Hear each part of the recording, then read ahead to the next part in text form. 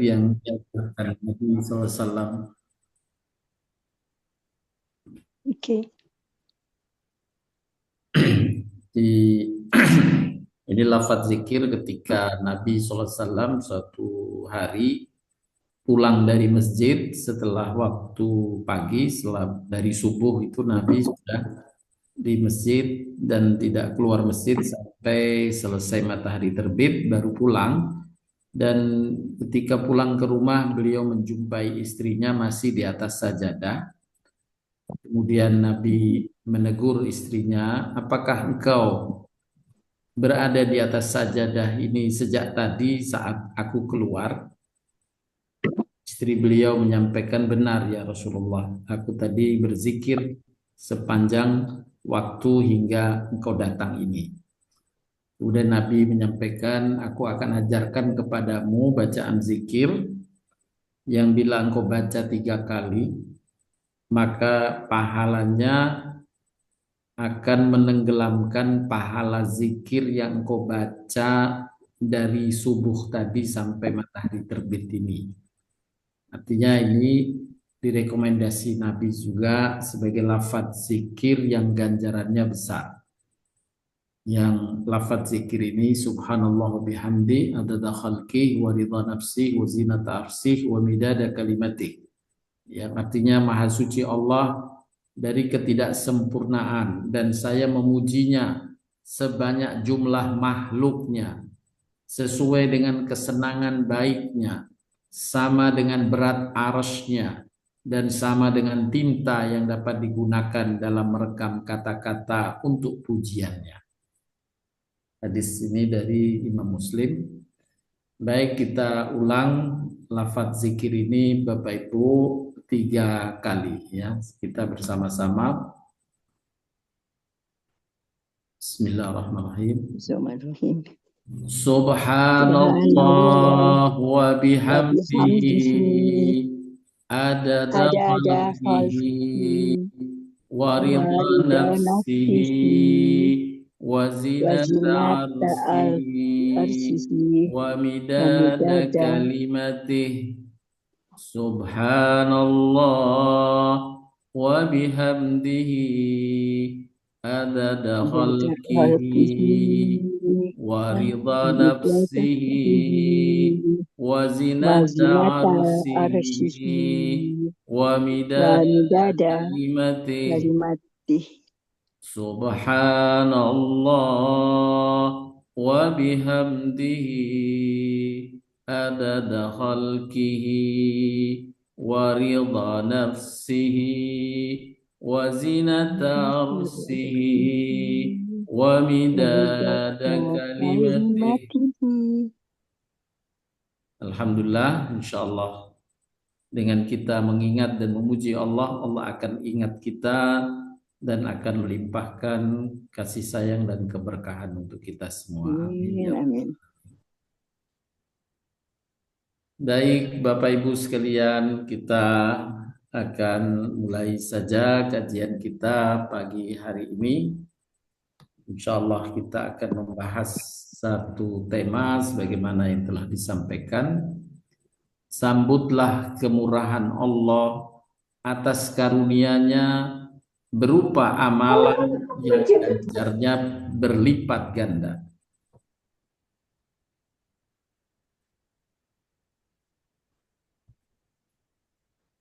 Bapak Ibu sekalian, sungguh setiap insan menginginkan dia panjang umur, tapi belum tentu ada orang yang panjang umur banyak amalnya. Sebagai orang mukmin, orang yang beriman, yang meyakini bahwa semua amal kita itu akan diberi balasan. Amal kebaikan dibalas dengan kebaikan, amal keburukan akan juga dibalas dengan keburukan, maka kita akan berupaya mengisi waktu perjalanan umur kita untuk meraih pahala dan ganjaran dari Allah dengan amal-amal kebaikan. Oleh karenanya hendaklah setiap kita bercita-cita panjang umur dan banyak amalnya. Semoga Allah kabulkan harapan dan cita-cita semua, panjang umur kita semua dalam keadaan selalu sehat walafiat dan terus bisa beramal soleh. Nabi Shallallahu Alaihi Wasallam menyebutkan dalam hadis ketika beliau ditanya, "Ya Rasulullah, siapa manusia terbaik?" Nabi menjawab, orang yang panjang umurnya dan baik amalnya. Orang yang panjang umurnya dan baik amalnya. Mari kita niatkan, kita cita-citakan, dan kita selalu berdoa kepada Allah. Semoga Allah limpahkan kita panjang umur dalam keadaan sehat walafiat, tetap sehat, dan terus kita bisa beramal. Lalu sahabat itu bertanya lagi, siapa yang terburuk? Nabi menjawab, orang yang berumur panjang, buruk amalnya. Na'udzubillahi min dzalik. Tidak memanfaatkan umur atau waktu yang Allah karuniakan kepadanya.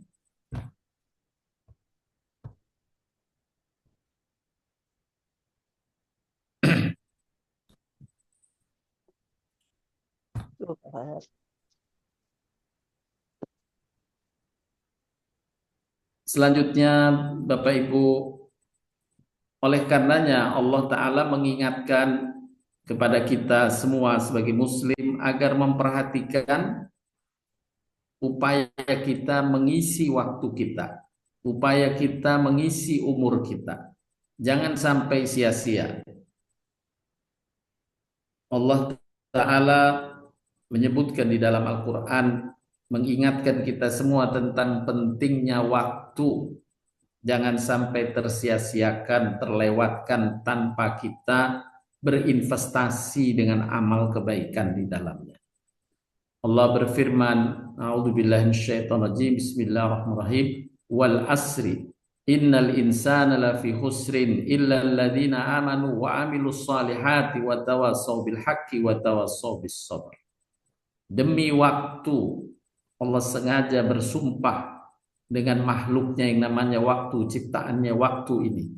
Dan sumpah Allah adalah bertujuan untuk menarik perhatian kita sebagai hamba-hambanya tentang pentingnya waktu. Demi waktu, sesungguhnya manusia benar-benar dalam kerugian, kecuali yang beriman dan mengerjakan amal kebaikan, amal soleh, yakni mengisi waktunya dengan kemanfaatan yang dengannya meraih pahala di sisi Allah Subhanahu wa Ta'ala.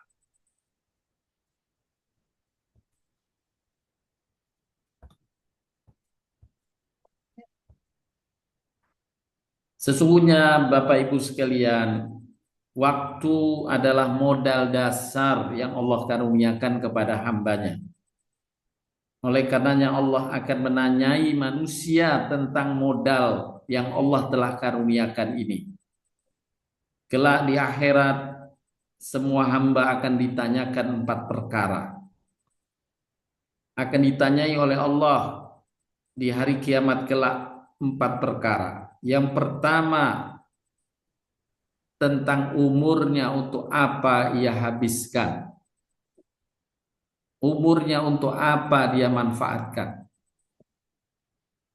Kemudian tentang kepemudaannya, tentang masa mudanya, untuk apa ia gunakan.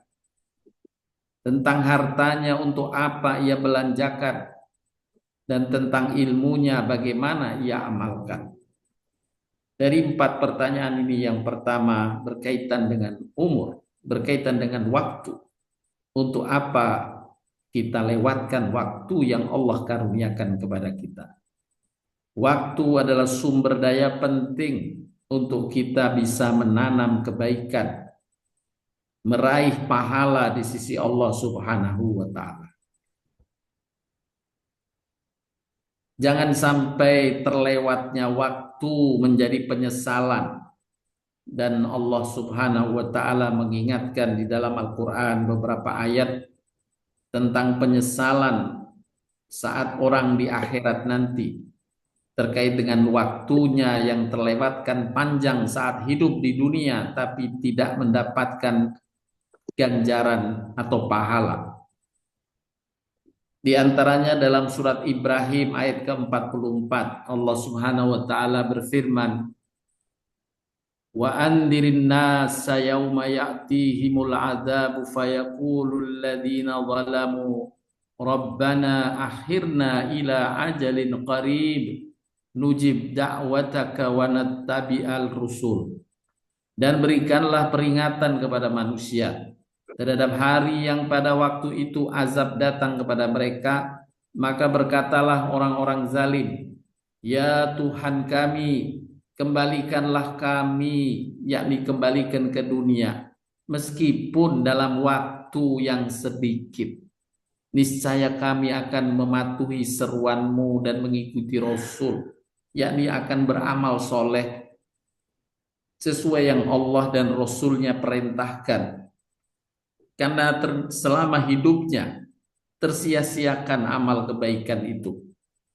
Maka itulah yang dimaksud dalam surat Al-Asr tadi, hamba yang merugi.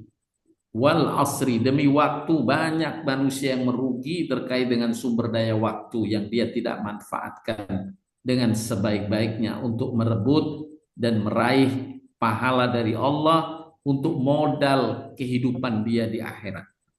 Oleh karenanya mereka menginginkan, berikan saya kesempatan balik ke dunia walaupun sebentar saja, saya akan beramal soleh.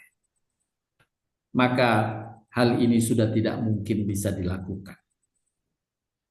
Inilah pengingatan dari Allah agar kita terus memanfaatkan waktu umur kita agar menanam kebaikan, menanam pahala dengan amal-amal kebaikan kita.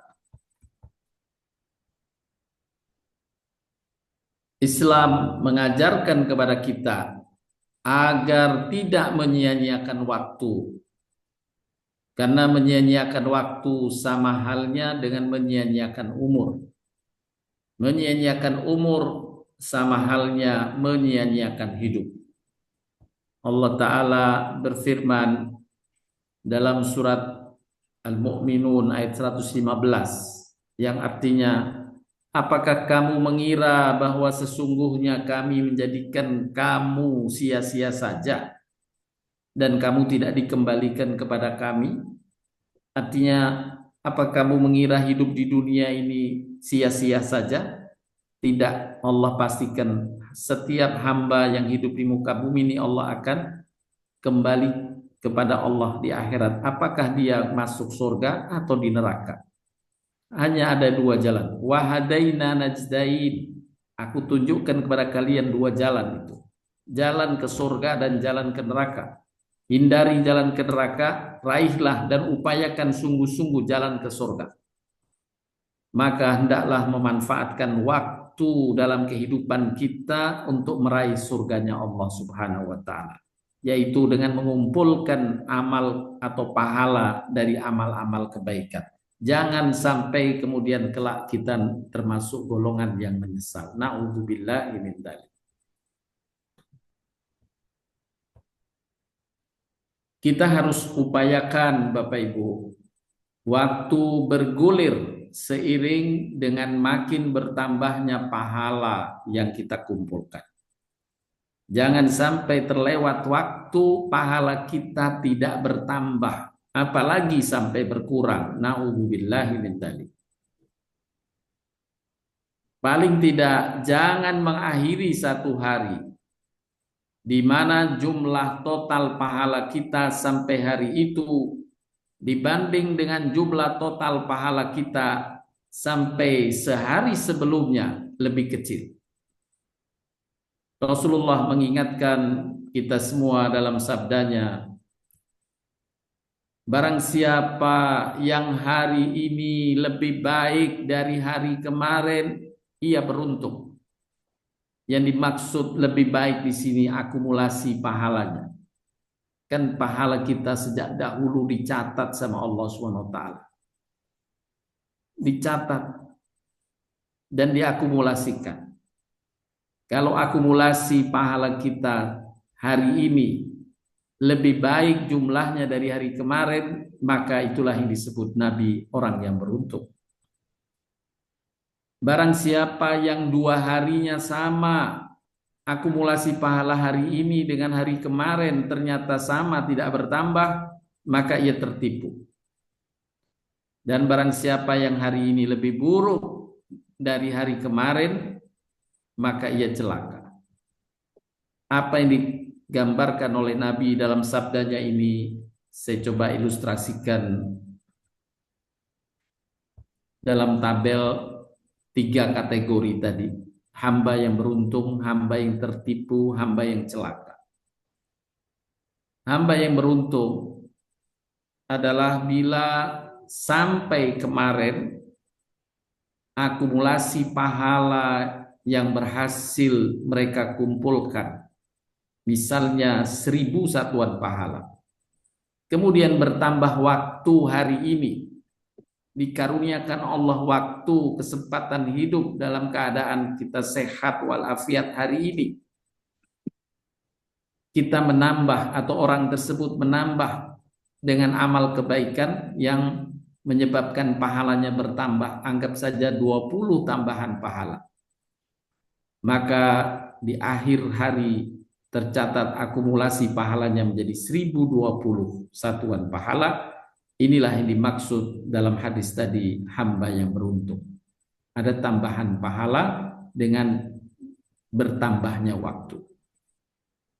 Yang kedua, kemarin akumulasi pahalanya, total pahala yang sudah terkumpul 1000 satuan pahala. Hari ini berlangsung waktu 1 hari 24 jam, tidak satu pun tambahan pahala yang dia dapatkan. Sehingga total akhir hari pahalanya sama seperti kemarin, masih 1000 satuan pahala.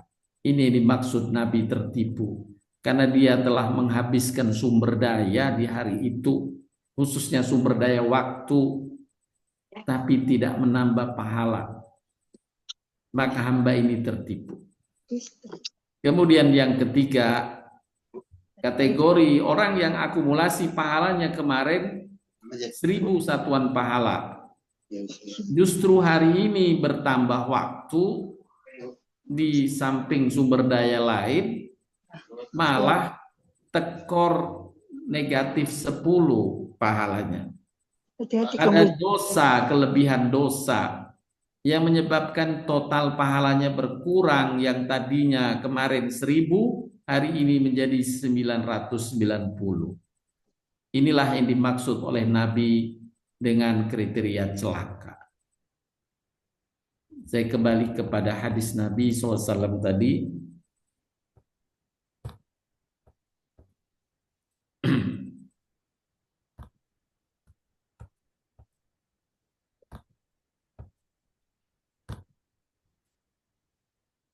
Barang siapa yang hari ini lebih baik dari hari kemarin, dia adalah hamba yang beruntung. Barang siapa yang hari ini 2 harinya sama, maka ia tertipu. Dan barang siapa yang hari ini lebih buruk total pahalanya dari hari kemarin, maka ia celaka. Semoga kita semua digolongkan Allah menjadi hamba-hamba yang beruntung. Setiap tambahan hari selalu ada tambahan pahala.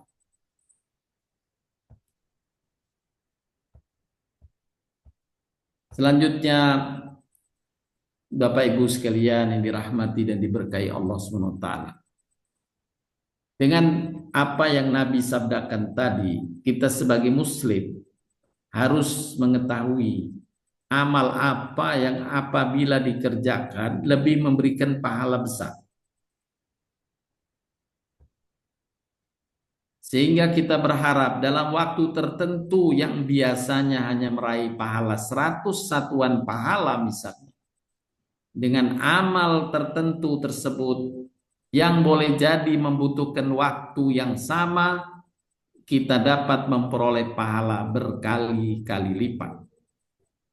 Lebih besar ganjarannya. Di antara hal-hal atau amal-amal yang disebutkan di dalam Al-Quran, ya, yang dimana Allah menjaminkan karunia besar dan pahala yang besar. Disebutkan dalam surat An-Nur ayat 37-38, Allah Ta'ala berfirman, yang maknanya atau terjemahannya saya bacakan. Seseorang yang tidak dilalaikan oleh perniagaan dan tidak pula oleh jual beli. Dari apa? Dari 3 amalan ini. Yang pertama, mengingati Allah, yakni zikrullah. Tiap hari dia tidak lewatkan zikir kepada Allah dengan kalimat-kalimat zikir yang maklum. Paling tidak subhanallah, walhamdulillah, la ilaha illallah, wallahu akbar, la haula wa la quwata illa billah, atau zikir yang lain, hasbunallah, ni'mal wakil, ni'mal maula, wa ni'man nasir, dan zikir semisal. Dia tidak melupakan untuk mengisi harinya dengan lafaz zikir kepada Allah, mengingat Allah. Yang kedua, dia tetap mengisi hari itu dengan mendirikan sholat.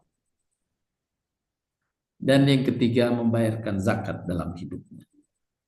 Maka siapa yang menjaga 3 amalan ini, selalu zikir kepada Allah, mendirikan sholat, dan membayarkan zakat, maka Allah janjikan kepada mereka balasan pahala yang lebih baik dari apa yang mereka kerjakan, dan supaya Allah menambah karunia-Nya. Manfaat akhiratnya berupa pahala yang besar Allah karuniakan kepadanya, dan manfaat dunia Allah bukakan pintu karunia juga Allah karuniakan padanya. Allah memberi rizki kepada siapa yang dikehendakinya tanpa batas. Di akhir kalimat ini Allah sampaikan pernyataan Allah memberi rizki kepada siapa yang dikehendakinya tanpa batas, menjelaskan tentang keutamaan amalan yang Allah sebutkan ini. Zikrullah, aqimus shalah, mendirikan salat, wa ita'uz zakah, dan menunaikan zakat. Dalam ayat yang kedua, surat Fatir ayat 29-30, Allah menyebutkan juga 3 amalan lainnya yang Allah jaminkan Allah akan menyempurnakan pahala mereka dan menambah kepada mereka dari karunia-Nya. Selain tambahan pahala, Allah jadikan pembuka pintu karunia dalam kehidupannya di muka bumi. Allah berfirman yang artinya, sesungguhnya orang-orang yang selalu istiqomah membaca kitab Allah, membaca Al-Quran, mendirikan salat, dan menafkahkan sebagian dari rizki yang kami anugerahkan kepada mereka dengan diam-diam atau terang-terangan. Mereka itu mengharap perniagaan yang tidak akan merugi, agar Allah menyempurnakan kepada mereka pahala mereka, yakni menyempurnakan, membesarkan pahala mereka, dan menambahkan kepada mereka dari karunia-Nya. Pintu kemanfaatan dunia dibukakan, pintu karunia Allah besarkan. Allah Maha Pengampun lagi Maha Mensyukuri. Ini yang Allah sampaikan berkaitan dengan amal yang Allah jaminkan ganjaran besarnya, yaitu membaca Al-Quran, tetap mendirikan sholat, dan menafkahkan sebagian rizki. Kemudian ayat yang berikutnya,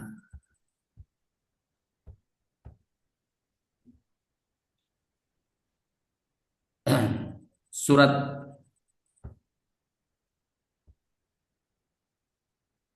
satu lagi yang ingin saya sebutkan adalah surat Al-Hajj ayat 40-41, di mana Allah Subhanahu wa taala juga menjaminkan Allah pasti menolong hambanya yang menolong agamanya, yaitu yang pertama, orang yang menjaga sholatnya, yang kedua, orang yang menunaikan zakat, dan yang ketiga, orang yang beramar ma'ruf nahi mungkar, yakni orang yang tidak soleh sendiri, selalu menularkan kebaikan pada yang lain, mengajak teman, sahabat, keluarga untuk juga melakukan amal kebaikan, amal-amal soleh.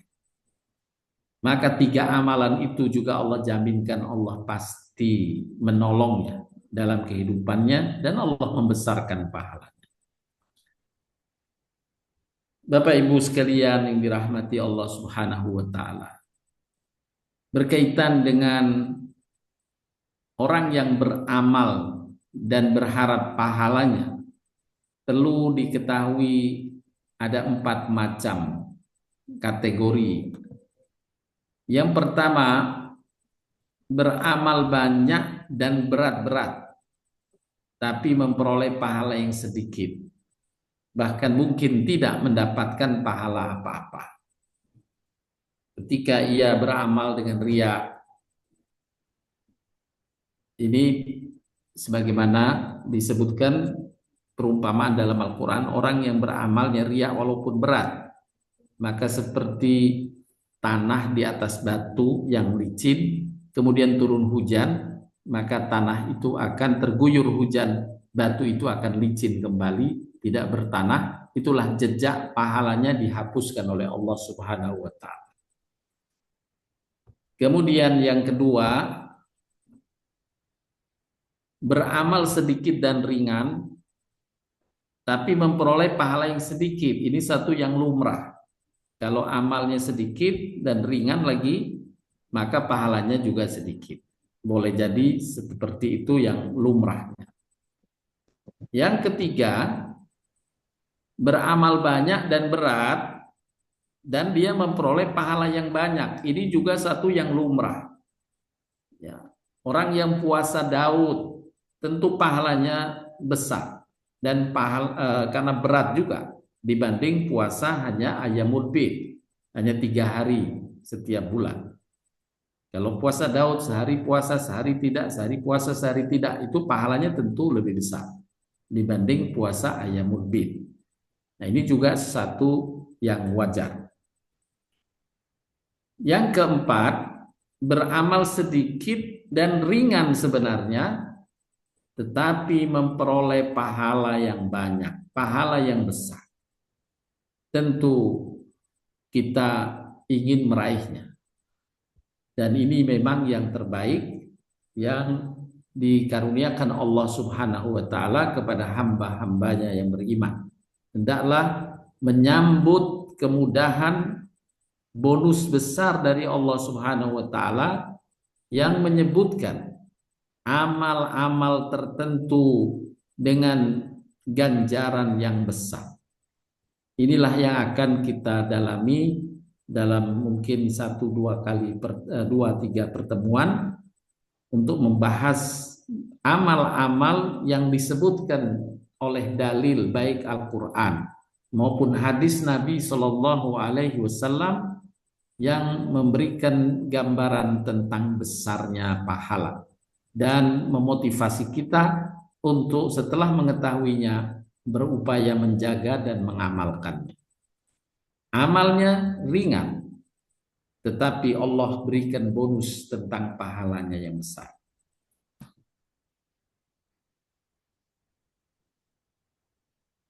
Dan tentu hal ini akan memotivasi kita untuk meraih apa yang Nabi sabdakan yang di awal tadi sudah juga saya singgung, sudah saya sampaikan.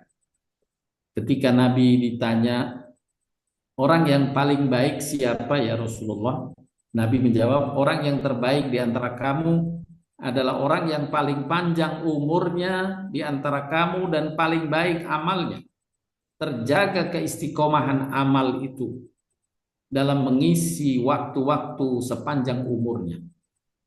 Alhamdulillah, Allah Subhanahu wa taala telah karuniakan kepada kita umur yang panjang, dan alhamdulillah kalau kita merenung sebagai bentuk syukur kita kepada Allah, kita telah sholat, menjaga sholat sepanjang waktu-waktu yang lalu.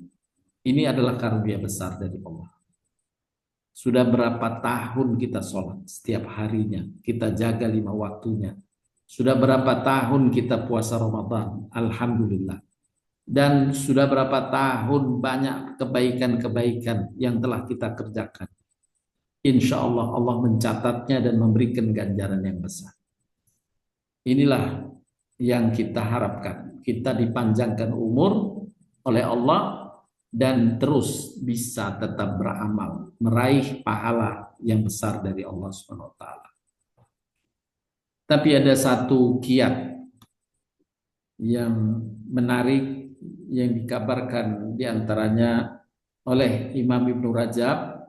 Beliau berkata, walau umurku tidak lebih dari 100 tahun, tapi aku berharap catatan amalku tercatat pahala seorang yang berumur lebih dari 1000 tahun.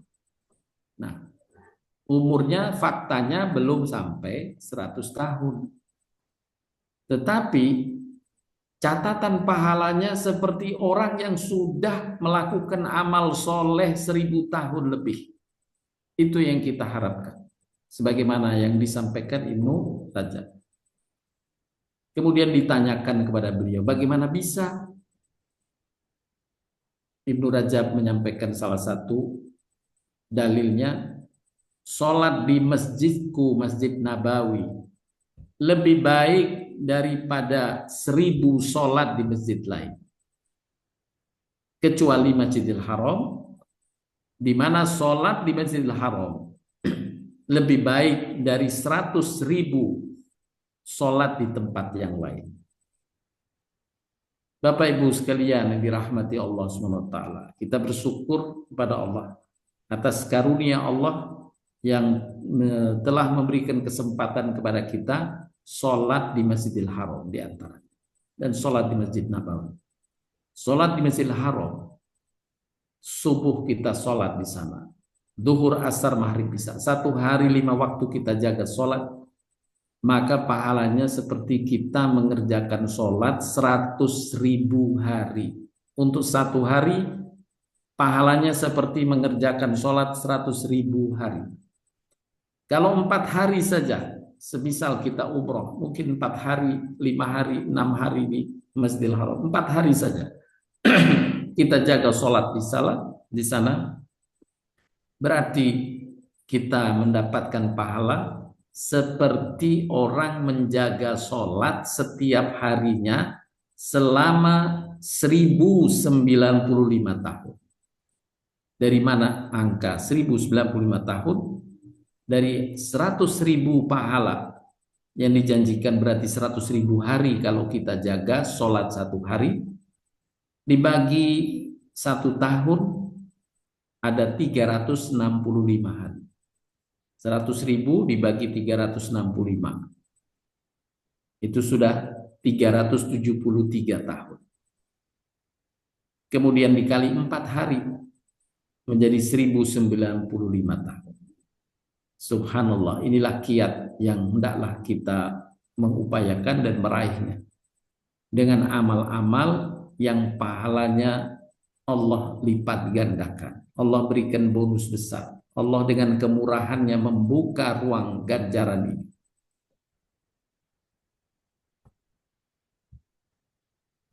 Selanjutnya, Al-Quran maupun hadis Nabi SAW telah menunjukkan amal-amal yang ringan dikerjakan, tetapi Allah dengan kemurahannya mengaruniakan pahala atau ganjaran yang besar. Inilah yang dinamakan al-amal al-mudha'afah. Amal-amal yang pahalanya berlipat ganda. Baik dalam Al-Quran maupun hadis ada yang disebutkan amal-amal mudha'afah ini. Yang boleh jadi tidak semua orang mengetahui. Dan juga yang tahu boleh jadi ada kendala untuk tidak bersemangat menunaikannya. Tapi kita berharap kepada Allah agar kita bisa mengetahuinya dan diberikan kekuatan untuk bisa juga mengamalkannya. Sehingga dengannya apa yang Allah janjikan, ganjaran yang berlipat, Allah limpahkan kepada kita. Al-amal al-mudha'afah, amal yang pahalanya berlipat ganda, seperti tadi sholat di Masjidil Haram Allah lipat gandakan seperti orang itu sholat 100.000 kali. Satu kali seperti 100.000 kali. Sehingga 4 hari saja di Masjidil Haram, lipatan ganjarannya seperti sholat 1095 tahun.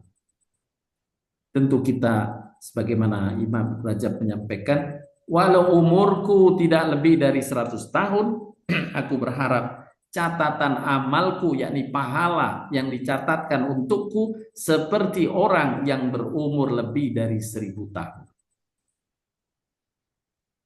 Mari kita menjadikan umur kita lebih berkah dengan berupaya mengamalkan amalan-amalan tersebut. Selain tentu amalan-amalan pokok yang Allah wajibkan kepada kita.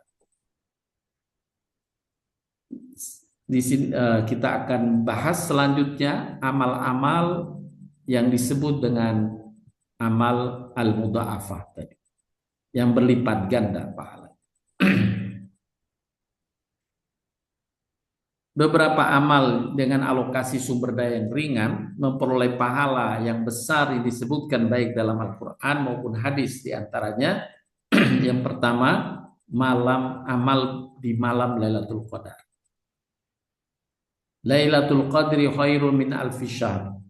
Malam kemuliaan, malam Lailatul Qadar lebih baik dari 1000 bulan. Amal Lailatul Qadar, bila seorang beramal kebaikan pada malam itu, maka Allah akan lipat gandakan seperti dia melakukan amal yang sama setiap malam selama 83 tahun 4 bulan. Itu setara dengan 1000 bulan. Kalau dibagi 12, ketemu angka 83 tahun 4 bulan. Jadi kalau malam Lailatul Qadar itu seseorang melakukan sholat malam, maka dia dianggap sholat malam setiap malamnya selama 83 tahun 4 bulan. Kalau malam itu dia bersedekah, maka dianggap setiap malamnya dia bersedekah selama 83 tahun 4 bulan. Kalau pada malam itu dia baca Quran, maka dianggap ia membaca Quran setiap malam selama 83 tahun 4 bulan. Subhanallah. Ini ganjaran yang besar dari Allah Subhanahu wa taala yang Allah karuniakan kepada hamba-hamba yang beriman dari umat Nabi Muhammad sallallahu alaihi wasallam, dan semoga kita termasuk di dalamnya yang dapat meraih malam Lailatul Qadar pada tahun-tahun yang lalu, dan insya Allah Allah panjangkan umur kita untuk bisa tetap meraih keberkahan Lailatul Qadar pada tahun-tahun mendatang. Amin ya rabbal alamin. Kemudian amal yang lainnya yang disebutkan dalam dalil baik Al-Quran maupun sunnah Nabi yang memerincikannya adalah mencari ilmu atau mendalami ilmu. Insya Allah majelis ini, majelis kajian ini yang kita lakukan secara istiqomah juga bagian dari upaya meraih ganjaran besar yang Nabi sampaikan. Allah berfirman dalam surat Al-Mujadilah ayat 11, Allah akan mengangkat orang-orang yang beriman dan orang yang menuntut ilmu beberapa derajat. Allah angkat derajatnya dengan ganjaran yang besar. Yang Nabi SAW menyampaikan ganjaran bagi orang yang menuntut ilmu. Dari Abu Dzar radhiyallahu an, Rasulullah sallallahu alaihi wasallam bersabda kepada Abu Dzar, kepadaku kata Abu Dzar, wahai Abu Dzar, sungguh kamu berangkat pagi-pagi untuk belajar satu ayat dari kitabullah, dari Al-Quran, itu lebih baik bagimu daripada engkau sholat sunnah 100 rakaat. Satu ayat dipelajari, pahalanya melebihi sholat sunnah 100 rakaat. Kita tadi sejak awal sudah membaca beberapa ayat Al-Quran. Satu ayat saja 100 rakaat. Kemudian lanjutan hadisnya, dan engkau berangkat pagi hari untuk belajar satu bab dari ilmu atau satu tema dari ilmu, baik diamalkan atau tidak, maka itu lebih baik bagimu daripada engkau sholat sunnah 1000 rakaat. Subhanallah. Insya Allah seperti kajian kita, ini satu tema, perlu waktu 1 jam lebih, satu tema.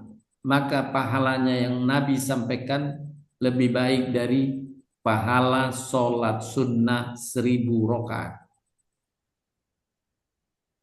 Ini adalah satu contoh tentang amal-amal yang ganjarannya besar, ringan dilakukannya, tapi pahalanya yang Allah janjikan sangat besar. Kemudian yang berikutnya disebutkan dalam hadis Nabi, amal memberi manfaat pada sesama, menolong sesama, membantu sesama. Digambarkan dalam hadis ini, Rasulullah SAW bersabda, manusia yang paling dicintai oleh Allah adalah manusia yang paling memberikan manfaat bagi manusia lain. Adapun amalan yang paling dicintai Allah adalah membuat orang lain bahagia, mengangkat kesusahan orang lain, membayarkan hutangnya atau menghilangkan rasa laparnya. Nah, berkaitan dengan pahalanya, Nabi kemudian melanjutkan, sungguh aku berjalan bersama saudaraku yang muslim untuk memenuhi sebuah keperluannya, lebih aku cintai daripada beriktikaf di masjid ini selama sebulan penuh. Kalau Nabi menyebut lebih aku cintai, maka para ulama menjelaskan lebih besar pahalanya yang dimaksud. Yakni lebih besar pahalanya menyelesaikan urusan seseorang, melepaskan diri orang tersebut dari kesusahan, menggembirakannya, itu lebih besar pahalanya daripada iktikaf di Masjid Nabawi 1 bulan. Effort untuk iktikaf 1 bulan, apalagi di Masjid Nabawi, adalah satu yang sangat besar effortnya. Tapi pahalanya masih terkalahkan dengan amal menolong menyelesaikan urusan orang lain. Secara praktis disampaikan oleh oleh sahabat Nabi Abu Hurairah radhiyallahu anhu. Ketika suatu saat beliau iktikaf di Masjid Nabawi di bulan Ramadan, di 10 malam terakhir, saat hari pertama iktikaf, beliau melihat ada seorang sahabatnya yang duduk di masjid sambil bersandar di tiang masjid. Dia tidak melakukan amal sebagaimana halnya sahabat-sahabat lain yang iktikaf, mengerjakan sholat sunnah maksudnya di malam itu, kemudian membaca Quran, berzikir. Kemudian Abu Hurairah menegurnya, aku perhatikan dari tadi engkau bersandar di tiang ini, sedangkan kami mengerjakan sholat, membaca Quran dan berzikir. Kemudian sahabatnya itu berkata, benar wahai Abu Hurairah, karena aku dari tadi memikirkan anak istriku di rumah tidak ada makanan, aku belum memberikan bekal makanan dan aku tidak ada bekal makanan untuknya. Maka Abu Hurairah menawarkan, kalau gitu yuk ikut saya ke rumah saya dan saya akan bawakan bekal makanan untuk keluargamu, setelah itu kita balik lagi ke masjid. Sahabatnya itu berkata, wahai Abu Hurairah, apakah kita akan membatalkan iktikaf? Kan kita sudah niat tidak keluar dari masjid ini. Abu Hurairah kemudian mengatakan, seandainya itu bisa membatalkan, maka aku tetap akan membatalkan. Kalau itu batal, tapi sebenarnya dari sisi hukum iktikaf, keluar untuk keperluan semacam itu tidak membatalkan iktikaf. Ya, Abu Hurairah mengatakan, kalaupun batal, aku tetap keluar, ingin membantumu, memberikan makanan untuk keluargamu. Karena Nabi SAW telah menyampaikan kepadaku, kata Abu Hurairah, barang siapa yang memenuhi kebutuhan dan keperluan saudaranya, maka itu lebih baik pahalanya daripada iktikaf di Masjid Nabawi 1 bulan. Maka aku berharap bisa menolong keluargamu, membantu keluargamu, menyelesaikan urusanmu. Baru setelah itu kita balik iktikaf, tidak batal iktikaf, tapi kita sudah mendapatkan pahala seperti iktikaf 1 bulan. Nah, ini juga contoh amal yang diberikan bonus besar pahala. Menolong, memenuhi kebutuhan seseorang, mengangkat kesusahan seorang dan membahagiakan orang lain. Kemudian yang berikutnya, yang keempat, amal yang dilipat gandakan ganjarannya, memberi pinjaman orang yang membutuhkan. Rasulullah SAW bersabda, barang siapa yang memberi tempo kepada seorang sebelum yang belum mampu membayar hutangnya, maka setiap hari ia memiliki sedekah sampai hutang itu jatuh tempo. Jika jatuh tempo dan orang itu belum mampu membayar hutangnya, kemudian ia memberi kelonggaran lagi, maka setiap hari yang ia beri kelonggaran itu, ia dianggap bersedekah 2 kali lipat dari harta yang dipinjamkannya. Bila seorang meminjamkan hartanya, uangnya, anggap saja 1 juta kepada seorang yang menjanjikan bulan depan saya akan bayar. Jadi waktunya ada 30 hari yang dijanjikan, baru akan dibayar. Maka orang itu yang memberikan pinjaman diberi pahala seperti orang yang bersedekah 1 juta setiap hari selama 30 hari sampai jatuh tempo waktu itu.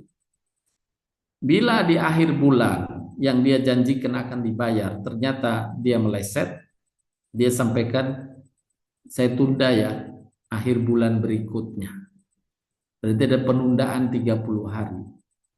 Maka penundaan selama 30 hari itu dianggap pahalanya setiap hari dia bersedekah 2 juta. Yang dia pinjamkan 1 juta, penundaan yang dia berikan kesempatan berarti 2 juta setiap hari. Jadi pahalanya seperti dia bersedekah 30 juta plus 2 juta kali 30, 60 juta. 90 juta dia sedekah kepada orang yang berhutang tadi. Ini pahalanya seperti sedekah 90 juta. Padahal uang yang dipinjam cuma 1 juta.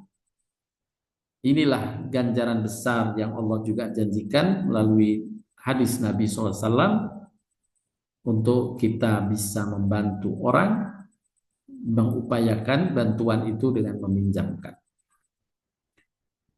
Kemudian yang berikutnya berkaitan dengan memperbanyak sholat di Haramain, yakni di Masjid Nabawi dan Masjidil Haram. Ini tadi sudah saya singgung sebelumnya. Nabi menyampaikan bahwa sholat di Masjid Nabawi pahalanya 1000 kali lipat, sedangkan di Masjidil Haram 100.000 kali lipat. Dalam hadis yang lain ada tambahan di Masjidil Aqsa 500 kali lipat. Maka bila 4 hari saja di Masjidil Haram kita mengerjakan sholat 5 waktunya, seperti kita mengerjakan sholat 5 waktu selama 1095 tahun. Selanjutnya tentang amal yang berlipat ganda pahalanya adalah berakhlak mulia. Disebutkan dalam hadis Nabi SAW, seorang mukmin yang berakhlak mulia pahalanya sama derajatnya dengan orang yang memperbanyak sholat sunnah dan memperbanyak puasa sunnah. Dengan akhlak yang baik kepada sesama, dia dapat ganjaran yang besar ini. Seperti orang yang memperbanyak puasa sunnah dan sholat sunnah.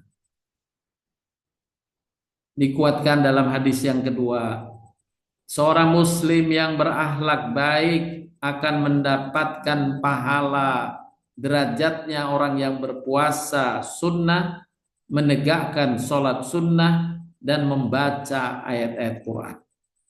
Berakhlak baik seperti orang yang mengerjakan puasa sunnah, suka mengerjakan puasa sunnah, suka menegakkan sholat sunnah, dan suka membaca ayat Quran.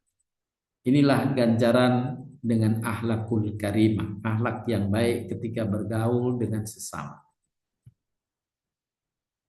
Kemudian berikutnya sholat berjamaah isya dan subuh. Dikabarkan oleh Nabi SAW ganjarannya. Barang siapa yang sholat isya berjamaah, maka seolah-olah ia mengerjakan sholat setengah malam. Subhanallah. Bedanya hanyalah berjamaah dibanding dengan sholat sendiri. Kalau sholat sendiri dia dapat pahala sholatnya, tapi tidak dapat bonus seperti tambahan sholat sunnah setengah malam. Tapi kalau dia sholat isya-nya berjamaah, dia dapat selain pahala sholat isya, ditambah dengan bonus pahala orang yang sholat sunnah setengah malam. Kemudian lanjutan hadisnya, barang siapa yang sholat subuh berjamaah, maka ia seolah mengerjakan sholat semalam suntuk, sholat sunnah semalam suntuk, bila sholat subuhnya berjamaah. Nah, ini satu kabar dari Nabi SAW terkait dengan amal yang ganjarannya besar. Hanya menambah dengan kejamaahannya saja. Berikutnya, amal yang ganjarannya besar adalah berkarya dengan kesungguhan untuk mendapatkan rizki yang halal tanpa meninggalkan pokoknya. Yakni tanpa meninggalkan yang sholat. Karena tadi dalam surat An-Nur, orang yang tidak dilalaikan oleh sholat dalam pekerjaan apapun. Nah, orang yang bekerja mencari rizki, kemudian dia tidak mengabaikan sholatnya, dikabarkan ganjarannya seperti dalam hadis Imam Tabrani berikut ini. Nabi SAW bersabda, jika ia keluar dan bekerja untuk anaknya yang masih kecil, yakni menghidupi keluarganya, maka ia termasuk jihad fisabilillah. Jika ia keluar bekerja untuk memenuhi kebutuhan orang tuanya, menghidupi orang tuanya yang sudah tua, maka ia termasuk jihad fisabilillah. Jika ia keluar bekerja untuk dirinya sendiri sehingga menjadi iffah, memiliki harga diri untuk tidak menjadi peminta-minta, maka ia berada di jalan Allah juga, jihad fisabilillah. Inilah amal mencari kerja, mencari rezeki adalah satu hal yang biasa dipandang orang, tapi di sisi Nabi SAW mengabarkan begitu besar pahalanya, seperti orang berjihad fisabilillah. Padahal ini adalah amal yang mungkin setiap waktu kita kerjakan bagi yang masih bekerja. Berikutnya,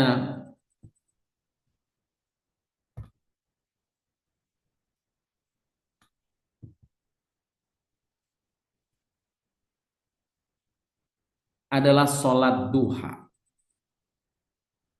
Sholat sunnah duha. Nabi SAW bersabda, ini ganjaran sholat duha. Bila masuk waktu pagi, yakni waktu duha, maka setiap persendian tubuhmu ada kewajiban sedekah. Tubuh kita ini disampaikan oleh Nabi bahwa pada Bani Adam, pada manusia ada 360 persendian dalam tubuh kita. Dan itu alhamdulillah apa yang diungkapkan Nabi telah dibuktikan dalam penelitian modern. Ternyata betul ya, sendi-sendi yang ada dalam tubuh manusia itu ada 360 sendi. Nabi sudah menyampaikan, bila masuk waktu pagi maka setiap persendian tubuhmu ada kewajiban sedekah. Lalu setiap bacaan tasbih adalah sedekah, tahmid adalah sedekah, tahlil adalah sedekah, takbir adalah sedekah, amar ma'ruf adalah sedekah, nahi mungkar adalah sedekah. Jadi amal sedekah bukan sekedar dengan harta, tapi dengan aktivitas ke aktivitas. Lisannya berzikir itu bagian dari sedekah. bisa menutup kewajiban 360 itu. Dengan lafaz zikir, baca Quran, ya, mengajak orang lain berbuat kebaikan, itu semua bentuk-bentuk sedekah. Kemudian Nabi mengakhiri hadis ini dengan kalimat, cukup dari itu semua dengan sholat duha, dengan 2 rakaat waktu duha. Jadi dengan sholat duha 2 rakaat, itu sudah dianggap telah memenuhi kewajiban sedekah sehari 360 kali sedekah. Subhanallah, ini pahala sholat duha. Mari Bapak Ibu kita upayakan untuk menjaga 2 rakaat sholat duha yang begitu besar ganjarannya, seperti kita bersedekah 360 kali. Kemudian yang berikutnya, puasa sunnah Syawal. Insya Allah kita juga sudah maklum. Kita hanya mengingatkan kembali dalam bahasan ini, ada amal-amal yang Allah lipat gandakan pahalanya. Di antaranya puasa sunnah Syawal. Rasulullah SAW bersabda, barang siapa puasa pada bulan Ramadan, kemudian diikuti dengan puasa 6 hari di bulan Syawal, maka akan seperti berpuasa selama 1 tahun. Subhanallah, hanya nambah 6 hari setelah Ramadan, Allah berikan bonus besar pahalanya. Allah anggap pahalanya seperti dia puasa selama 1 tahun. Ini ganjaran besar yang Allah sampaikan kepada kita dari amal-amal yang memang secara khusus Nabi sebutkan. Kemudian yang berikutnya adalah amal atau pahala amal membaca Quran. Nabi SAW bersabda, dikatakan kepada pembaca Al-Quran, apabila ia masuk surga, bacalah dan naiklah. Maka ia membaca dan setiap 1 ayat membuatnya naik 1 derajat, sampai membaca semua ayat yang ada padanya. Ini ganjarannya akan meningkatkan derajat sejumlah ayat yang pernah dia baca. Juga dalam hadis yang kedua, bacalah Al-Quran, karena sesungguhnya kalian diganjar dengan membacanya setiap hurufnya 10 kebaikan. Aku tidak mengatakan itu alif lam mim sebagai 1 huruf, tetapi alif itu 1 huruf, lam 1 huruf, mim 1 huruf. Itu masing-masing 10 kebaikan.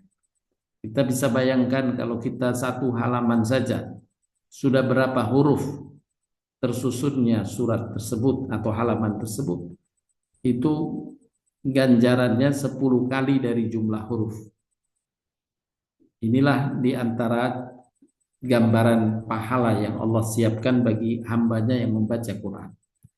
Juga tambahan penjelasan Nabi SAW tentang ganjaran membaca Quran. Siapa yang membaca 100 ayat pada suatu malam, dituliskan baginya pahala sholat sepanjang malam. Jadi kalau kita 1 malam baca Quran 100 ayat, maka pahalanya seperti dia sholat semalam suntuk. Subhanallah. 100 ayat itu bisa kita ambil misalnya di surat Ar-Rahman. Surat Ar-Rahman ditambah surat Al-Waqi'ah. Surat Al-Kahfi sudah lewat, sudah lebih 100 ayat. Dan pilihan yang lain dipersilahkan. Kita baca 100 ayat pada 1 malam, maka nilai pahalanya Allah berikan bonus berupa pahala sholat semalam suntuk. Kemudian hadis yang berikutnya, seorang yang lancar membaca Al-Quran akan bersama para malaikat yang mulia dan senantiasa selalu taat kepada Allah. Allah kawal orang yang lancar baca Qur'annya dan dia istiqomah membacanya dikawal malaikat. Adapun yang membaca Al-Quran dan terbata-bata, kalau ini tadi yang lancar. Sedangkan yang terbata-bata di dalam membacanya, sulit atas bacaan tersebut, maka baginya 2 pahala. Pahala baca Qur'annya di 2 kali lipatkan oleh Allah Subhanahu wa Ta'ala.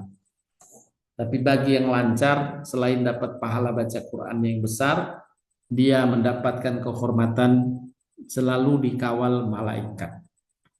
Inilah yang Nabi sabdakan agar kita tersemangati untuk melakukan amal-amal kebaikan, baik amal itu hablu minallah maupun hablu minan nas, dan berupaya meraih apa yang Allah telah karuniakan, amal-amal ringan tapi ganjarannya besar, untuk kita bisa meraih kedudukan kelak di surganya Allah Subhanahu wa Ta'ala dalam derajat yang tinggi, walau umur umat Nabi Muhammad SAW tidak seperti umur umat-umat terdahulu dengan umur-umur panjang. Dikisahkan oleh Nabi SAW, ada orang yang berumur 500 tahun yang dia gunakan untuk beribadah di satu pulau. Beribadah terus orang itu 500 tahun. Kemudian ada yang berjihad terus sampai 1000 bulan, berarti 83 tahun.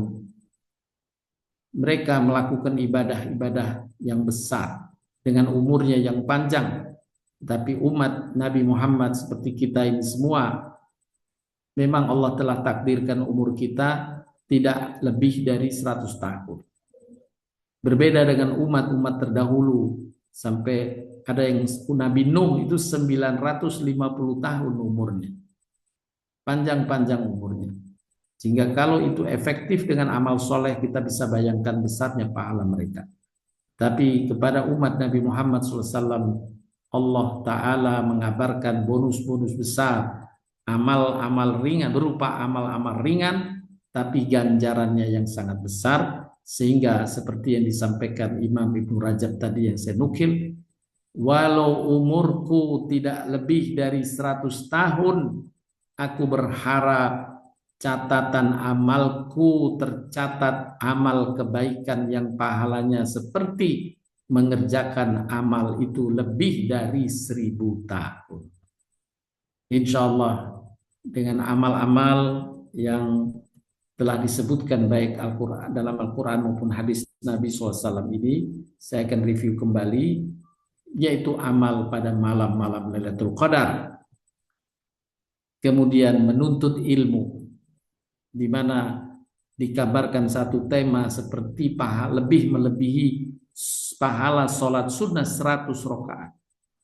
Effort melakukan sholat sunnah 100 rakaat sangat berat, tapi terkalahkan pahalanya dengan menghadiri majelis ilmu satu tema, seperti insya Allah kita pada malam hari ini, pada pagi hari ini. Kemudian juga memberi manfaat, menolong orang, menggembirakan orang. Ini juga lebih baik pahalanya dari iktikaf di Masjid Nabawi 1 bulan.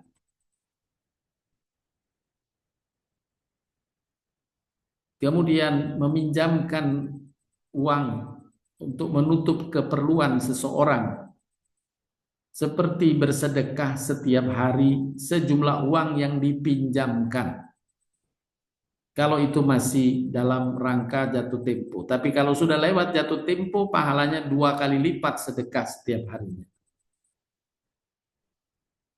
Kemudian sholat di Masjid Nabawi, sholat di Masjidil Haram, lebih dari 100.000 pahala lipatan ganjarannya. Kemudian berakhlak mulia dengan sesama, maka pahalanya seperti orang itu memperbanyak puasa sunnah dan sholat sunnah serta baca Al-Quran. Sholat berjamaah Isya dan subuh seperti ada bonus tambahannya kalau dengan berjamaah. Selain pahala sholatnya, dia mendapatkan pahala seperti sholat setengah malam untuk sholat Isya berjamaah, dan mendapat bonus tambahan pahala seperti sholat semalam suntuk untuk sholat subuh berjamaah. Kemudian bekerja mencari rizki adalah bagian dari jihad fisabilillah pahalanya. Kemudian sholat duha seperti orang bersedekah sehari itu 360 kali. Kemudian puasa sunnah Syawal 6 hari seperti ia puasa selama 1 tahun. Kemudian membaca Al-Quran, Allah lipat gandakan pahalanya. Bila 1 malam dia baca 100 ayat, maka seperti ia melakukan sholat malam semalam suntuk. Bapak Ibu sekalian yang dirahmati dan diberkahi Allah SWT. Itulah tadi beberapa contoh atau bentuk amal-amal yang diberikan ganjaran besar, sedangkan amalannya relatif lebih ringan.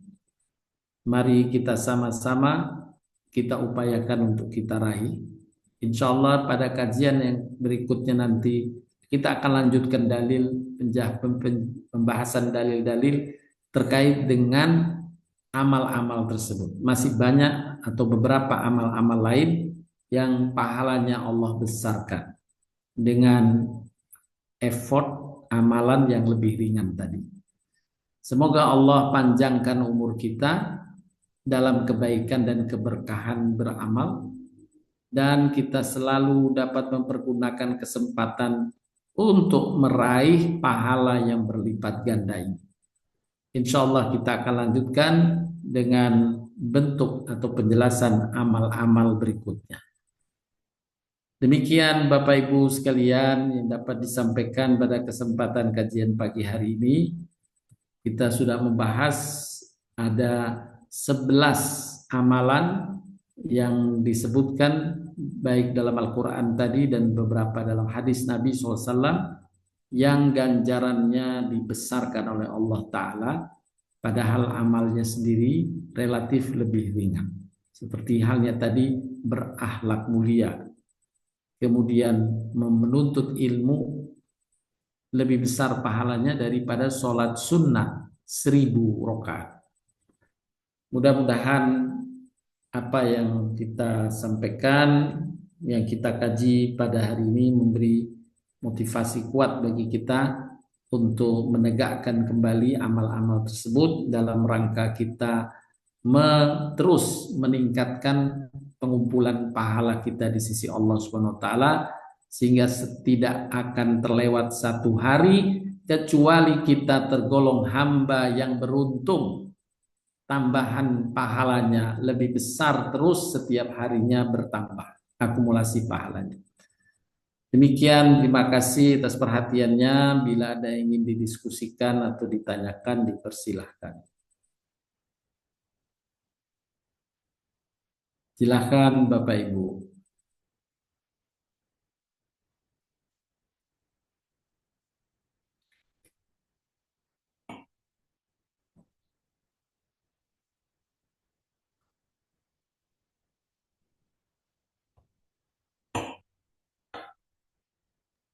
Saya mulai, Ustaz. Silakan, boleh. Makasih banyak, Ustaz. Ini sama-sama, Pak. Kita perlu dapatkan materinya nanti. Ya, kalau orang bisnis, pengusaha, dia cari mana peluang-peluang usaha yang profitable atau yang paling profitable, yang murah cost-nya tapi maksimal manfaatnya, kira-kira gitu. Betul, ya. Nah, karena kita bicara sekarang urusan pahala besar, umur kita yang pendek, mudah-mudahan kita panjang umur juga sehingga perkaliannya juga besar. Nanti kita perlu ini, Ustaz, ini di-share kan pasti ya, Ustaz ya? Ya, siap, insya Allah di-share. Ya, jadi kita bisa buat checklist nanti dalam satu hari setiap kita ini udah mengerjakan. Tadi ada berapa? 11 ya? Baru 11. Oke, baik. Baru 11. Oh, nanti ada sambungannya lagi. Oke. Iya. Jadi baru 11 ini nanti satu hari ini kita udah ngerjakan yang mana aja gitu kan? Iya, betul. Gitu. Nggak ada salahnya kalau kita biasa ngitung bisnis kita hari per hari ini berapa, nggak ada salah juga kita ngitung berapa sih pahala yang udah kita buat gitu kan? Betul. Gitu. Ya. Untuk self correction aja Ustadz. Jadi supaya kita betul. bisa mawas diri. Kalau nggak gini kita nanti lupa, ada di kepala, tapi kita lupa melaksanakannya. Padahal kita ada waktu, ada kesempatan untuk melaksanakannya atau mengamalkannya. Jadi kita perlu ini Ustadz. Kalau bisa nanti dibuat matrik atau apalah gitu yang memudahkan kita untuk selalu cek and recheck. Kemudian kedua Ustadz, kalau soal tadi pahalanya sama dengan orang lagi berusaha atau beraktivitas ekonomi, dia dapat pahala fisabilillah. Itu pahalanya yang sama seperti atau setara dengan amal fisabilillah Ustadz ya, bukan dia sehingga kalau misalnya dia karena memang sudah ajal sedang dalam aktivitas ekonomi, maka dia juga dapat pahala jihad Ustadz gitu ya. Iya, pahalanya, betul, pahalanya. Ya, pahalanya, tapi dia tetap treatmentnya bukan treatment seperti orang yang meninggal kan? Oh, bukan, ya. Betul. Bukan, oke. Itu Ustadz.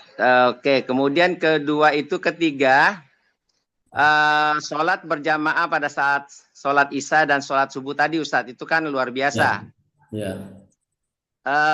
Itu harus di masjid atau kita bisa sama-sama berdua aja? Saya kebetulan dalam perjalanan misalnya, belum sampai rumah, nggak sempat lagi sholat isya, saya sementara di rumah udah pada sholat pada waktunya, kita on the way masih dalam perjalanan gitu kan? Saya mampir aja ke satu masjid untuk sholat berjamaah dengan supir misalnya. Itu termasuk yang bukan dihukumi, yang diberi ganjaran pahala seolah setengah malam. Iya. Atau, ya. Iya, jadi sebagai memang ada ikhtilaf di kalangan para ulama berkaitan dengan maksud berjamaah di situ. Yang sebagian seperti Imam Nawawi menyebutkan bahwa yang dimaksud berjamaah di situ adalah dalam konteks berjamaah bukan munfarid, bukan sendirian. Gitu. Jadi misal di rumah juga bisa ya dikerjakan, misal makanya didorong kalau di rumah kita sholat, tunggulah pasangan, tawarkan pasangan istri mau sholat juga, yuk sholat berjamaah gitu. Atau kalau enggak istri sudah sholat, cari anak kita ada yang belum sholat, ayo kita berjamaah. Bahkan disunnahkan bagi yang sudah sholat pun kalau mau berbuat baik, dia menemani orang yang masih sendirian mau sholat, belum nggak ada teman makmumnya, maka dia boleh menemaninya. Disunahkan walaupun dia sudah sholat, jadi dia sholat 2 kali, maka itu disunahkan, ya, dibolehkan. Untuk apa? Mendapatkan ganjaran besar tadi. Jadi itu pendapat yang masyhur juga. Jadi tidak sebatas sholat berjamaah di masjid saja. Walaupun ada yang berpendapat ini hanya di masjid saja. Tapi seperti yang Nawawi menyebutkan jamaah di situ bukan di masjid, tapi berjamaah seperti halnya secara umum ganjaran berjamaah 27 kali lipat dari sholat sendirian. Itu secara umum. Tapi secara khusus untuk sholat isya yang berjamaah, dia dapat bonus selain dapat 27 kali lipat, dia dapat bonus dianggap sholat setengah malam. Kalau sholat subuhnya berjamaah, seperti dia sholat sepanjang malam. Itu bonusnya. Begitu Pak Atta. Jadi dianjurkan memang saat di rumah atau di jalan tadi ya kita cari orang yang bisa berjamaah. Kalau kita di rest area misalnya, di rest area kita mau sholat, tengok kanan kiri, adakah yang juga mau sholat? kita ajak berjamaah, kita tawarkan. Kita berjamaah, ya kita tawarkan. Karena ya itu tadi, amalannya sederhana. Banyak orang yang meringankannya sampai mengabaikannya. Padahal ganjarannya besar, bonusnya besar di situ. Kita ajak berjamaah di rest area. Kita sholat sendiri, tapi ada orang yang juga kita lihat sudah wudhu. Kita tunggu. Kita berjamaah, kita mendapatkan bonus 27 kali lipat kalau itu sholat yang lainnya. Dan secara khusus kalau itu sholat isya dan sholat subuh dapat tambahan lagi bonus sholat setengah malam untuk sholat isya dan sholat subuhnya seperti sholat sunnah sepanjang malam. Begitu Pak Atta. Ya, satu lagi Ustadz. Nah sekarang Ya. kalau misalnya terbalik nih, yang misalnya yang terlambat sholat isya berjamaah perempuan, istri. Ya. Ya, dengan jemput anak ceritanya gitu Ustaz. Bukan dia beraktivitas ekonomi, jemput anak. Kita udah sampai rumah duluan dan sholat sudah di masjid. Dia belum dapat teman.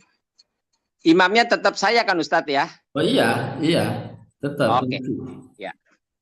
Iya. Saya khawatir karena saya cuman mendampingi sebenarnya.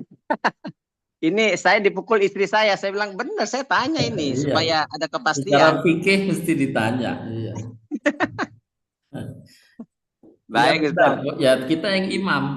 Ya tetap kita imam walaupun kita sudah sholat isya ya Ustaz ya. Betul ya. Oke, baik. Makasih Ustaz. Sama-sama. Silakan ada yang lain.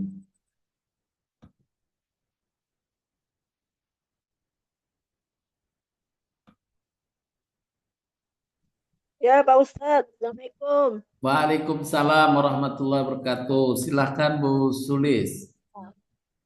Tertarik mengenai hutang tadi sebagai sedekah. Iya. Itu hitungannya kalau misalnya gini, ada orang punya 5 juta gitu ya.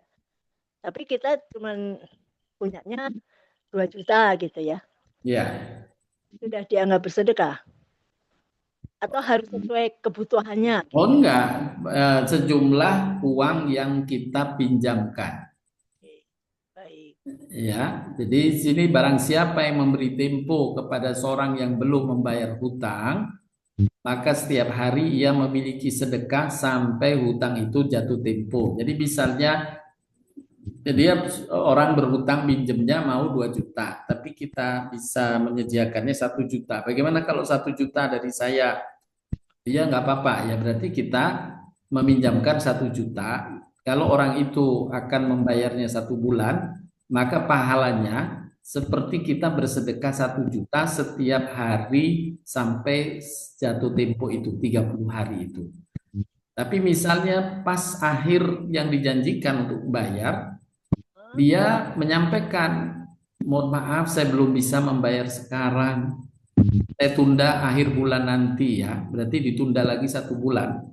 Maka sesuai dengan hadis sahih ini, ia mendapatkan pahala tambahan berikutnya seperti sedekah 2 juta, yaitu 1 juta kali 2 setiap harinya sampai di akhir bulan yang dia tunda itu. Nah, artinya ini pahalanya besar, makanya disunnahkan kalau ada orang yang meminjam, niat dia menyampaikannya, boleh saya pinjam uang ya, nanti saya bayar akhir bulan. Maka jangan, sunnahnya ini sunnah bukan haram. Sunnahnya jangan kamu beri. Maksudnya bukan jangan, udahlah nggak usah pinjam saya kasih saja. Jangan begitu. Ya seringkali gitu Pak Ustadz kan, yaudah nih infak aja deh gitu. Cuma jumlahnya memang lebih kecil gitu. Ya, jangan tetap pinjami. Tapi pinjami yang lebih kecil nggak apa-apa, jadi sudah. Tapi kenapa? Karena dengan kita meminjamkan di situ, para ulama menjelaskan kenapa Nabi sampai tidak boleh memberikannya, untuk memberi penghormatan kepada orang yang meminjam. Ya, jangan sampai disepelekan, jangan sampai dia meminjam, artinya dia mau effort, mau membayar, maka hormati dia. Ketika engkau menghormatinya, Allah beri tambahan pahala dibanding engkau sejak awal bersedekah. Kalau engkau bersawal, bisa dipinjam 1 juta, ya udahlah nggak usah, saya kasih aja 1 juta. Ya pahalanya sedekah 1 juta. Tapi kalau kamu minjamkan, pahalanya bisa 30 juta. Bahkan kalau dia menunda sampai jatuh, cuma kita nggak boleh nelpon udah tanggal, misalnya dia janji tanggal 30 Mei. 30 Mei, kemudian kita telepon, kamu kan mau bayar, janji bayar utang saya ya, kamu tunda dulu deh 1 bulan depan supaya saya bersedekah. Ya itu nggak boleh, karena akan meninabobokan orang yang berhutang. Ya, karena orang yang berhutang punya tanggungan, punya tanggung jawab yang wajib dia penuhi.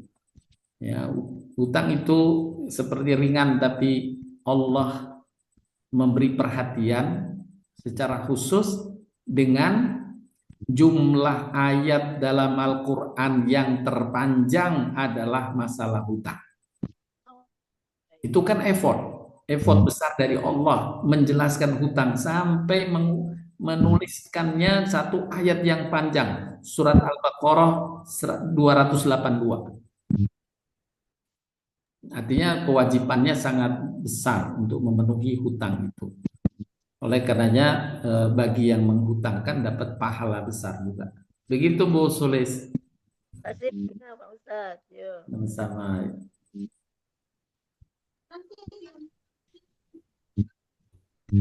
Baik, ada lagi? Ada yang lain? Saya terusin lagi Ustadz. Boleh, silahkan Mbak Atta. Boleh saya terusin lagi Ustadz?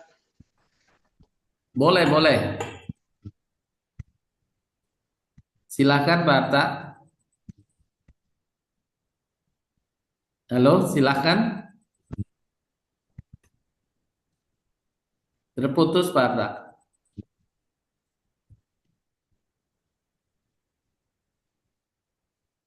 Halo. Saya terputus atau Pak Atta ini? Halo. Halo, ya silakan Pak Atta. Halo Ustaz. Iya, dengar.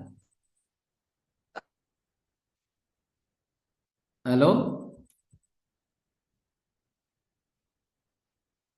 Terputus ya? Dari saya atau Pak Atta? Dari saya kayak Ustadz, saya tadi masih di rumah, sekarang di mobil. Tadi pakai wifi, dia jadi punya jeda untuk balik ke...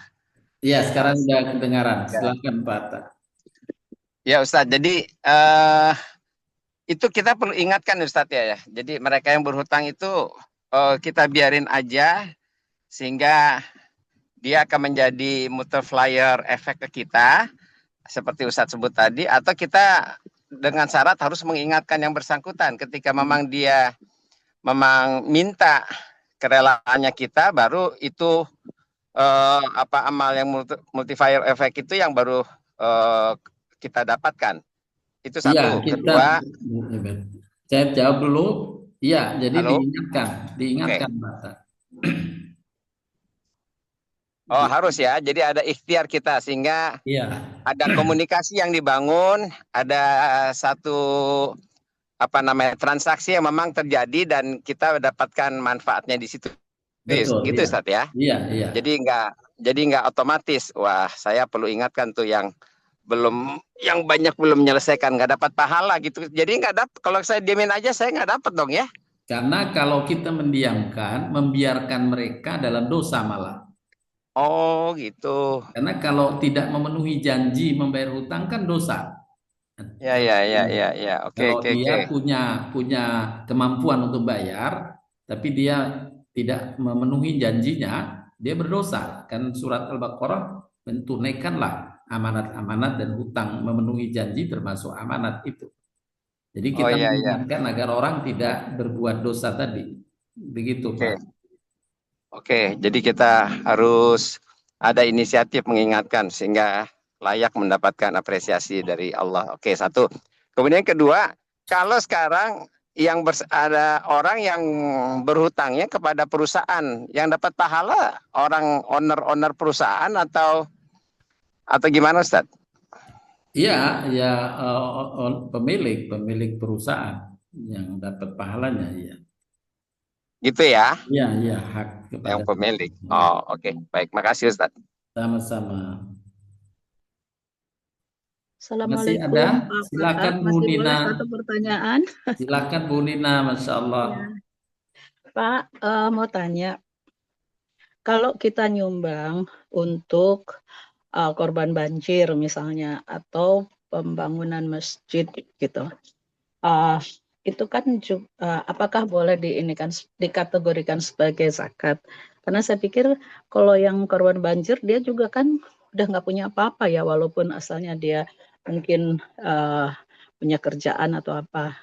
Kemudian kalau kita nyumbang kepada pembangunan masjid untuk anak yatim gitu, maksudnya masjidnya tuh masjid atau sekolah untuk anak yatim dan sebagainya, kan itu juga kita memberikan kepada anak yatim tersebut juga, walaupun tidak secara langsung kepada anak-anak tersebut.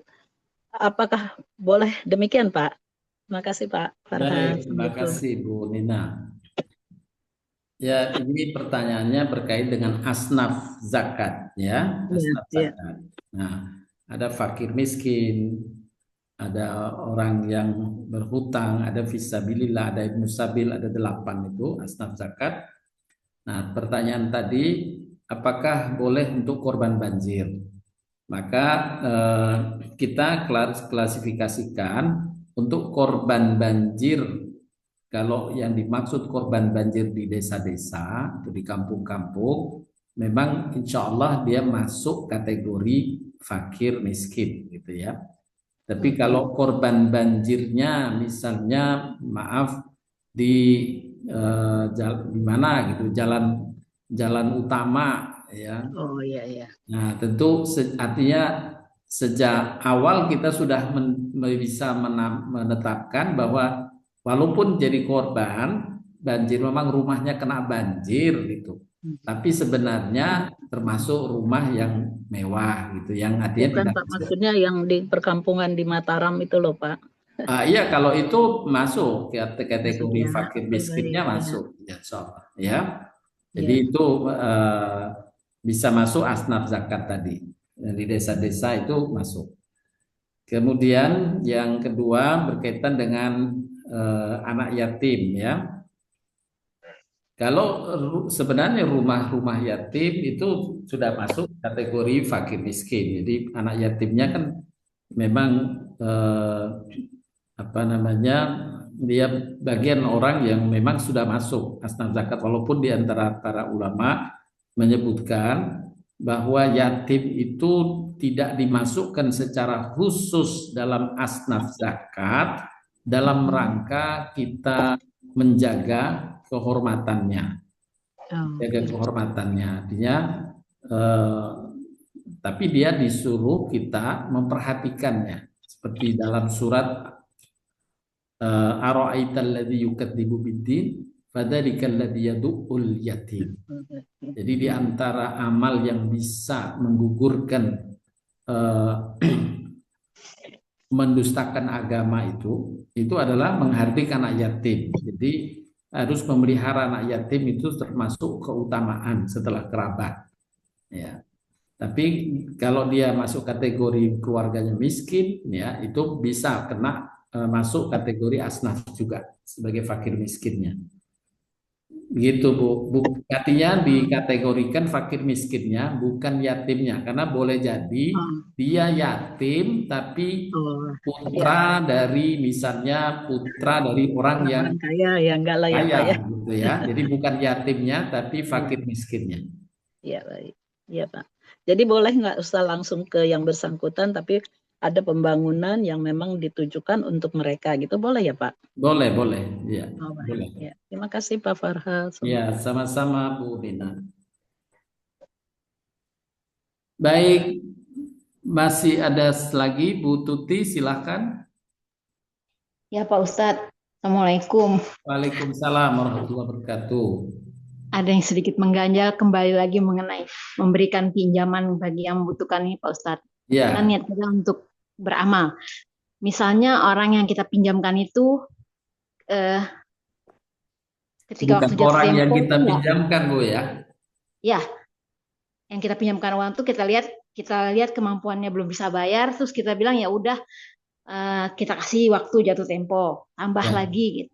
Ketika penambahan waktu berjalan, kita lihat dia belum punya kemampuan untuk bayar sebesar itu. Kalau kita bilang udah dicicil aja, itu gimana Pak Ustadz? Ya Hitungan boleh, nggak sedekahnya apa-apa. gimana? Apa Bisa. amalannya gimana tuh Pak Ustadz? Kenapa? Hitungannya bagaimana pahalanya tuh Pak Ustadz kayak gitu. Jadi Iya besar, dicicil karena saja kita gitu. memberi keringanan ya. Iya, Pada dasarnya memberi keringanan dengan mencicil, silakan dicicil. Nah, boleh kita memberi keringanan itu bagian juga tadi memberi manfaat yang besar kepada sesama. Tetap pahala digandakan sedekahnya tetap jalan.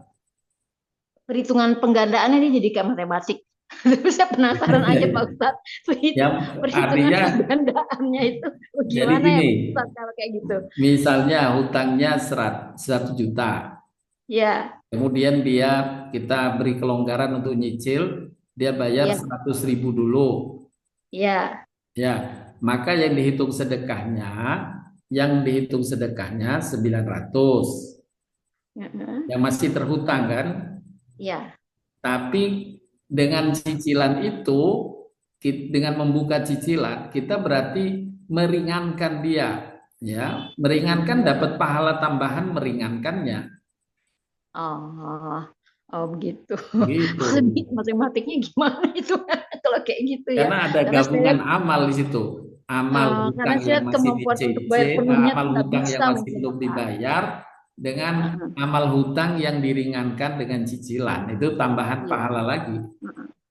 Ya karena kita lihat kayaknya dia nggak mampu tuh bayar penuh langsung gitu, kasihan juga lihatnya gitu. Nah, Sedangkan betul. Lah, kalau semampunya saja itu gitu. betul. Jadi dicicil termasuk keringanan. Itu satu membahagiakan orang juga.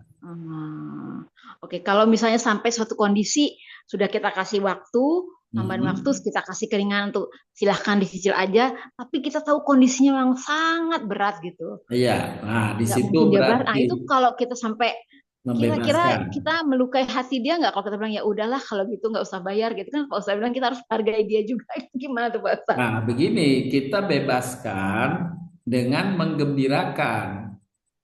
Jangan Hmm. sampai menyakiti si penerima kan. Itu menghilangkan pahala. Jangan membebaskannya dengan kata-kata yang buruk.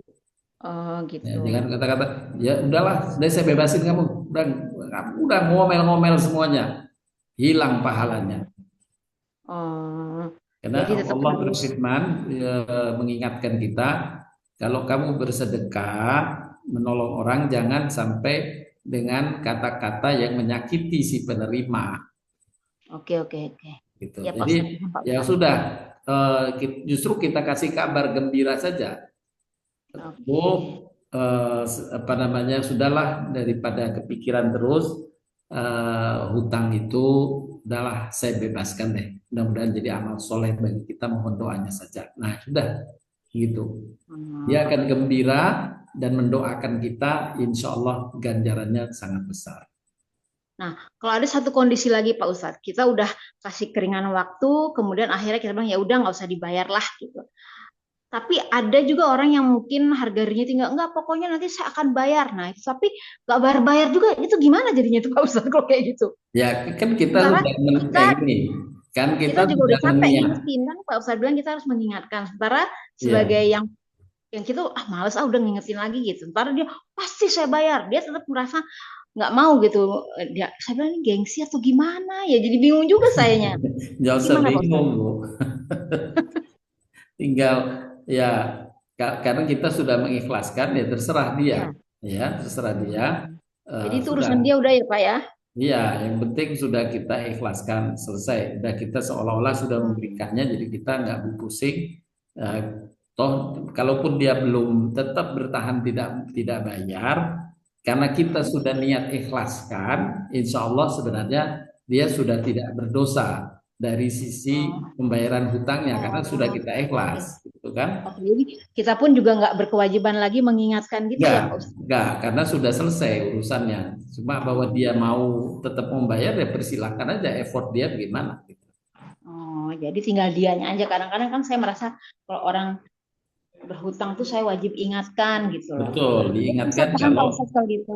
Ya, kenapa? terima kasih banyak Pak Ustadz. Ya, sama-sama Bu Tuti.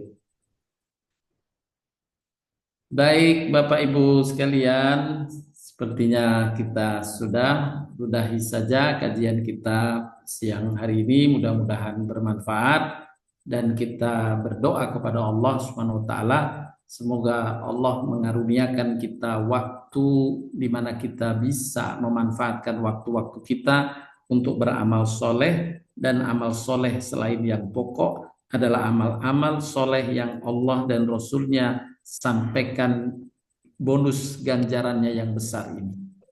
Semoga Allah panjangkan umur kita semua dalam keadaan sehat walafiat dan Amin. terus meraih tambahan ganjaran pahala yang besar dari Allah Subhanahu wa taala, seperti yang disampaikan oleh Imam Ibnu Rajab, bahwa walau umurku tidak lebih dari 100 tahun, tapi catatan amalku tercatat lebih dari orang-orang yang beramal lebih dari 1000 tahun.